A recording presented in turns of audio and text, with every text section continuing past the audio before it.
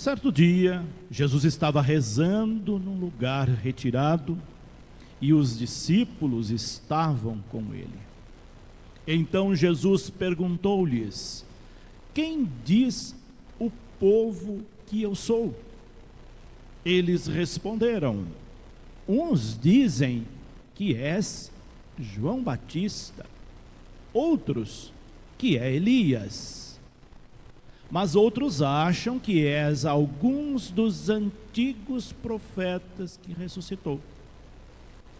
Mas Jesus perguntou: e vós?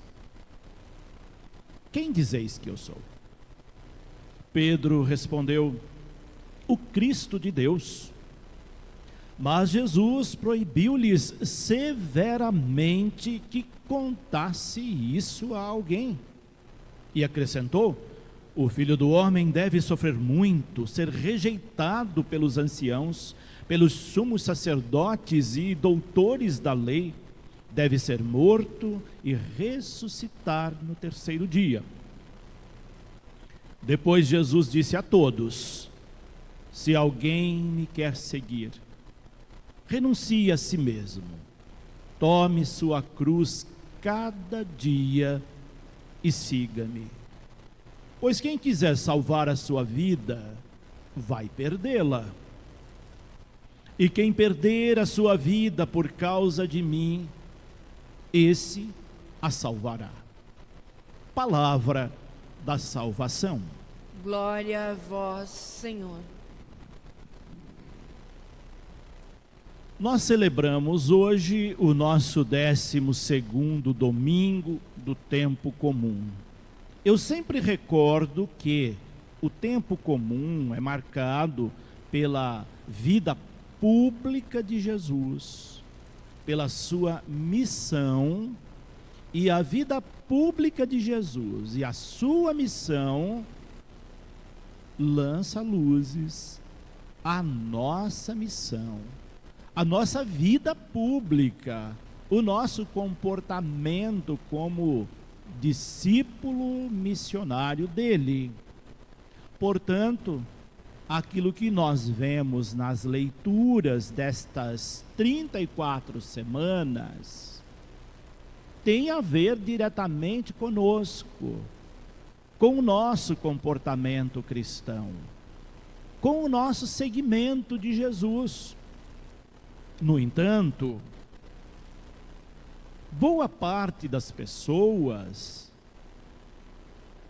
não sabe quem é Jesus, não o conhece de fato, embora leve o nome de cristão, embora professe ou diga professar uma religião, mas o segue equivocadamente, com conceitos errôneos sobre ele, seja por desconhecimento, seja por falta de preparação, seja por falta de envolvimento, mas sobretudo, grifem isso, por falta de comprometimento com Jesus, com a sua causa, que configura na nossa prática religiosa. Ser uma pessoa que diz ter uma religião é uma coisa, agora praticar a religião é totalmente diferente. Num país de ainda maioria católica, se nós formos passar na peneira os católicos que de fato seguem a Cristo verdadeiramente, vai sobrar muito pouco, porque existem muitos católicos apenas de nome, que foi batizado, mas nunca mais voltou para a igreja, ou só voltou em ocasiões especiais, batizados, casamentos, missa de 7º dia. E tem aqueles que nem nessas ocasiões voltaram. Se perguntar qual a sua religião, ele vai dizer, ela vai dizer: sou católico, sou católica, mas ela não sabe nem onde fica a igreja no seu bairro. Essas pessoas seguem Jesus? Claro que não, não tem comprometimento. Por isso, o evangelho de hoje é enfático para nós. Ele traz aquela pergunta medular: quem é Jesus? Porque para segui-lo, nós precisamos responder corretamente quem ele é, senão nós vamos ficar seguindo outras coisas que não são Jesus. Essa era a preocupação fundamental dele. Eu quero que os meus discípulos saibam quem eu sou e me sigam porque sabem quem eu sou, o Filho de Deus. Jesus, no evangelho de hoje, está fazendo um retiro. Está fazendo um retiro junto com os seus discípulos. Quem aqui já fez retiro? Levante a mão. Olha só, um bom número de pessoas já fez retiro. Muito bom. Retiro nós fazemos com um único propósito: nos encontrar com Ele, saber mais quem Ele é e buscar responder corretamente quem Ele é. Quando nós fazemos um retiro, nós precisamos nos afastar um pouco da rotina do dia a dia, dos espaços do cotidiano, ir para um lugar afastado, um lugar que tenha silêncio. Já vi muita gente fazendo retiro, eu acho que vários de vocês que levantaram a mão, devem ter feito retiro deste tipo. Aquele retiro que você vai e não tem um minuto de silêncio. É barulho do começo ao fim. É canto, é louvação, é pregação. E se ficar um pouquinho em silêncio, a pessoa se sente incomodada. Certa vez eu fui orientar um retiro para ministros da Eucaristia extraordinários, e era um retiro que aqui só em Cascavel que eu ouvi esse termo: retiro de silêncio. Para mim isso é pleonasmo.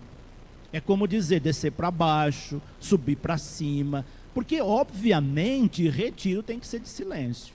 Mas como eu percebi que aqui os retiros não são de silêncios, eu falei, mas que coisa, como é que pode fazer um retiro se você não silencia o seu coração? Se é barulho do começo ao fim. Ruídos, mesmo que seja louvores, é ruído. Nós precisamos silenciar nosso coração. E aí, ao orientar esse retiro, lá na metade era um dia só, de silêncio, obviamente.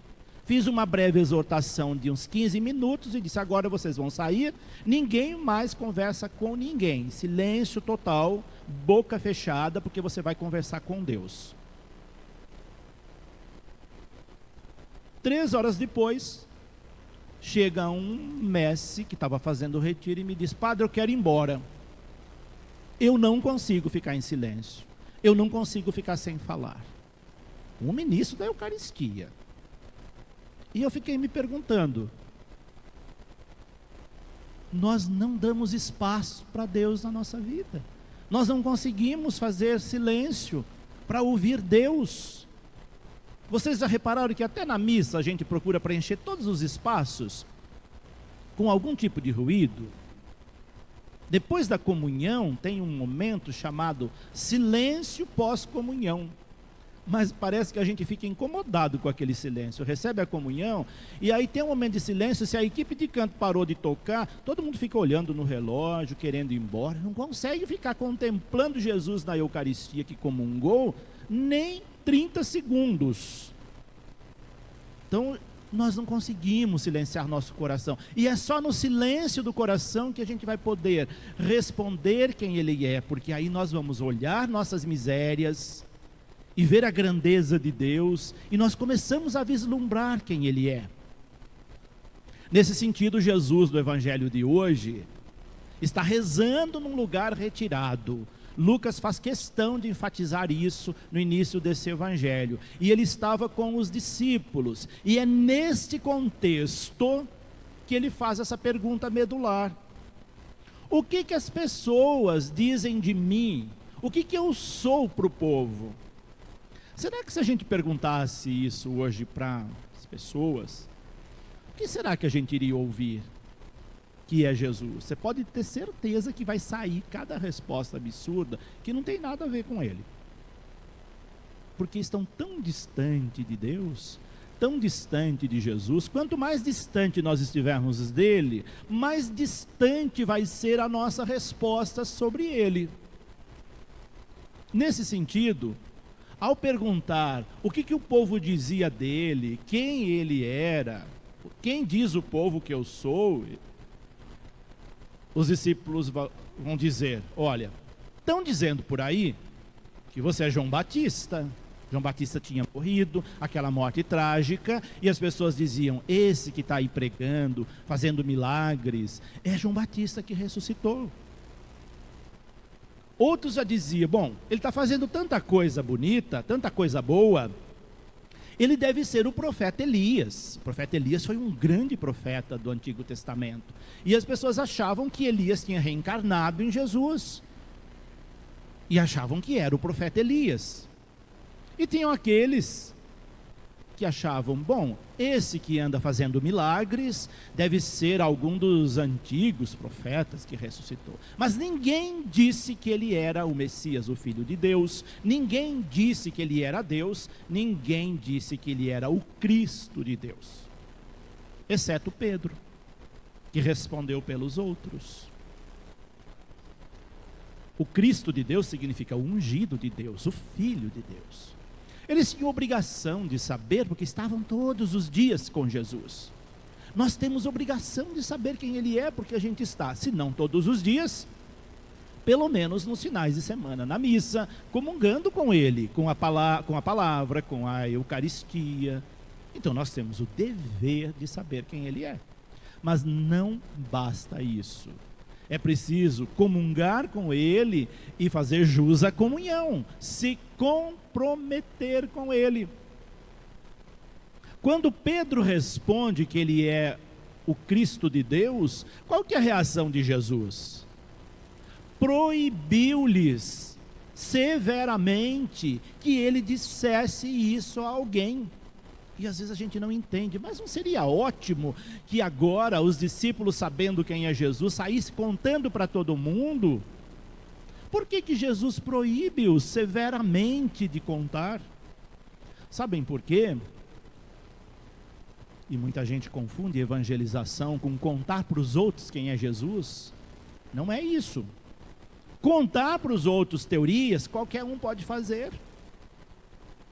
Tem teólogos que têm teorias sobre Jesus belíssimas, mas não tem compromisso com ele. Jesus proíbe porque ninguém traz pronto um conceito para nós. Nós precisamos saber quem ele é, descobrindo com nossos esforços. Os discípulos descobriram com comprometimento com Jesus, estando ali com ele todos os dias. Se alguém for lá na sua casa falar de Jesus, mas você nunca se comprometeu com ele, você vai ouvir aquele discurso e vai ficar na mesma, não vai tocar seu coração. Mas o dia que você se empenhar em se comprometer com ele, você vai ficar sabendo quem ele é. Por isso Jesus proíbe. Ele não dá as coisas prontas para nós, ele quer que nós nos empenhemos. Lembram da pesca milagrosa? Jesus não foi lá com os discípulos com um cesto cheio de peixes e deu para eles: pronto, está aqui, vocês não conseguiram pescar nada, eu vou fazer um milagre, vou encher um cesto de peixe e vou dar para vocês. Não fez isso. Ensinou-os a pescar, pediu para irem para águas mais profundas, pediu que jogassem a rede do lado certo. A pedagogia de Jesus é transformadora, não é paternalismo. E nós não podemos ser cristãos paternalistas. Temos que despertar o interesse das pessoas por si quererem conhecer Jesus. Não levar um Jesus prontinho numa caixinha para a pessoa e dizer: é isso daqui.